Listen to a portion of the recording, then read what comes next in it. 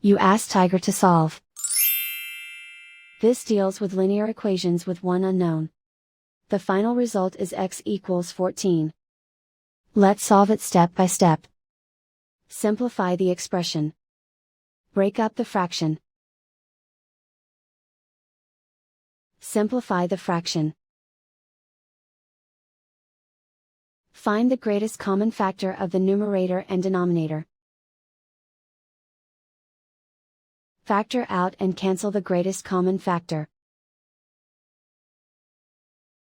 Group all constants on the right side of the equation. Subtract 1 from both sides. Simplify the arithmetic.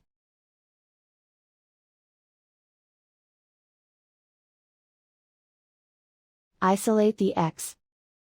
Multiply both sides by inverse fraction 2 over 1.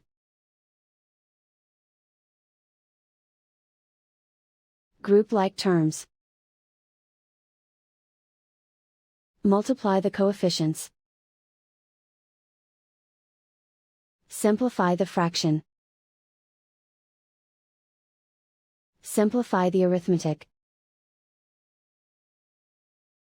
And so the final result is x equals 14.